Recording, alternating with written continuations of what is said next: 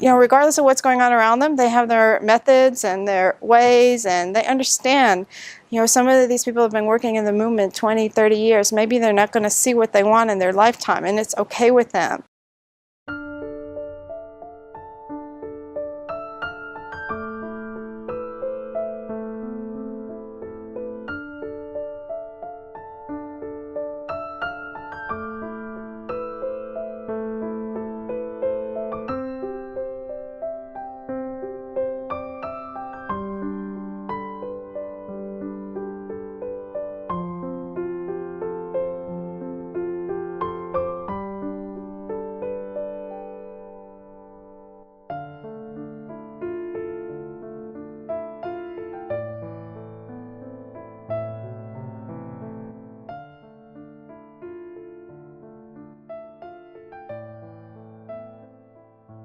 Margaret Johnson. I'm a sociologist, a writer, and a business owner. I manage a language translation company. I also work as a senior researcher for the Institute of Islamic and Turkish Studies located here in Fairfax, and in that capacity I've been researching the Hizmet Movement for several years now, and I visited with Hizmet members and interviewed them in several different countries like Singapore, Indonesia, Nigeria, Egypt, Turkey, of course, the United States. When we want to understand the Hizmet movement, as a sociologist, first I'm looking at it as a social movement, but it has many distinct characteristics that we don't commonly find in social movements. I mean, social movements generally are oppositional movements, or they're looking to achieve some specific goal or involved in politics, and the Hizmet movement is really has a different kind of character to it. And it very much takes an individual approach. So it's looking to reform society, not by entering politics or changing laws or institutions, but really by reforming the individual. And this is kind of a very unique approach. And I think this is a really important contribution of the Hizmet movement. And this, of course, comes from Fethullah Hoxha Efendi's understanding, or his philosophy is to focus on the individual. And that's what movement members do first themselves, is they try to develop themselves as human beings, purify themselves, improve their character. This is what they're doing, but they're not doing it as an end in itself. They're doing it so they can be of service to others. And so when they go out in the world, first of all, they're modeling an ideal Islamic character.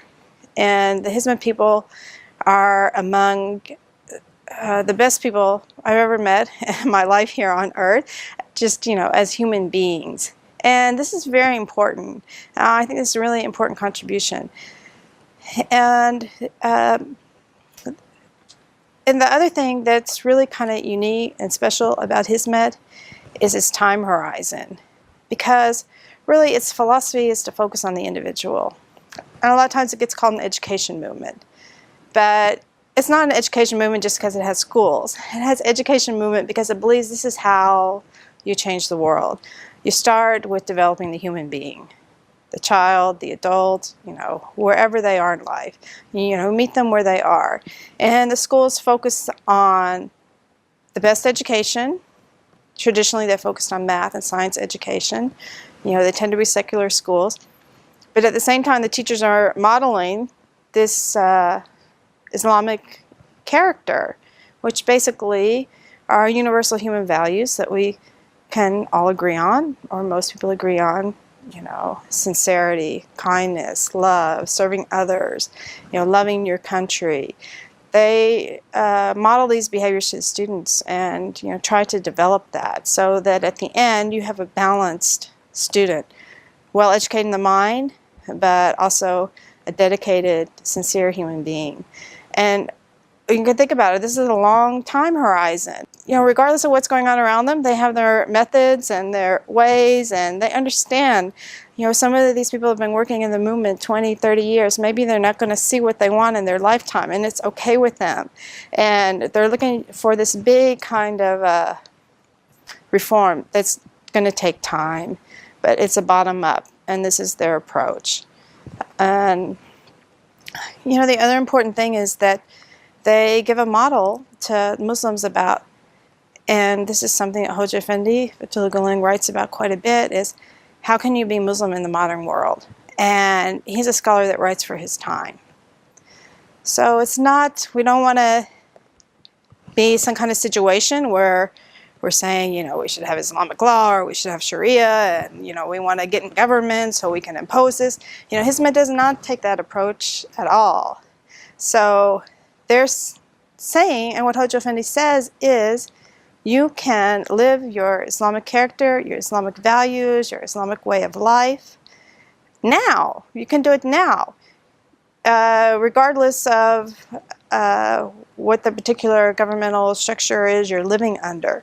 So, in this way, it's also unique because it's not a political movement, and this kind of separates it from other kind of movements. It doesn't mean that it doesn't have reformation or, you know, reform, but the vision is very different, and this is really important.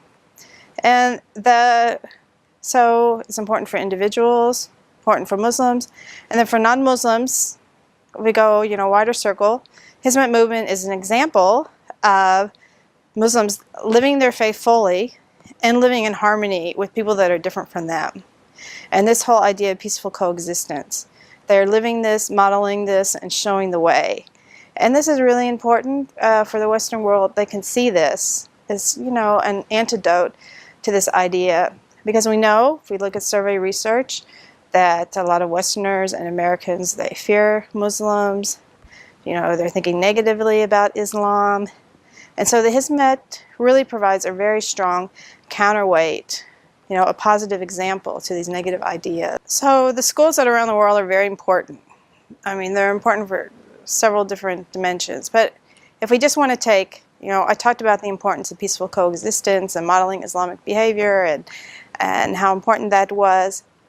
Well, what you see in the schools, they're not just places of education. Like, on purpose, you will see in the Hizmet schools, they bring together children from different ethnic groups, from different religious groups, on purpose in the same school. So in Nigeria, which everybody knows, has issues with Muslim-Christian conflicts and riots periodically and killings, you know, very difficult situation. But what you will find in the Hizmet schools in Nigeria, you're going to find Christians and Muslims in the school together, children learning side by side, being friends. And so they're having these experiences about learning, what does it mean? They're learning about each other. So then the person is not the other anymore. And they can learn how to get along with each other. So they're learning this idea about peaceful coexistence. Maybe if you want to compare it to other Sufi movements, it very much has a strong emphasis on, you know, developing that perfect human character, like other Sufi movements do. But one key thing is that for what ends? You know, the purpose is to go be of service. So something unique about Hizmet, it always had this, you're doing this so you could go serve humanity. And this strong service component from the beginning. And the other thing that I already mentioned, it's not a political movement. It's not looking to become a political party or endorse certain politicians. You know, in Turkey, you see it have a voice in the political arena as a civil society organization, you know, because part of Hizmet values is to support democracy, protection of minority rights, justice, freedom, religious freedom, freedom of the press, you know, all of these different kinds of important aspects of a democratic society. So there, like you saw, Hizmet support the democratic, the constitutional referendums. But at the same time, Hizmet is not going to support any particular candidate. It's not going to pledge loyalty to any particular individual, political individual, because it says, you know, whoever shares our values. So it's not looking to be a political movement. It's not looking for political power. And in fact, Hoca Efendi, Fethullah Gulen, he explicitly, you know, cautions his followers away from that. So it's unique in this way too. Hizmet's engaged in a lot of charitable activities around the world. And this is really profoundly important. I mean, it's important for, obviously, the recipients of the charity are benefiting from that.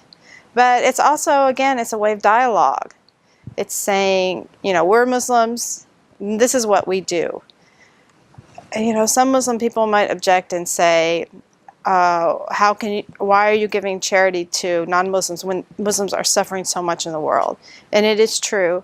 Unfortunately, we have such high levels of suffering in the Muslim world. And Hizmet gives to Muslim people all over the world, charity also. But it doesn't mean we shouldn't give to others as well.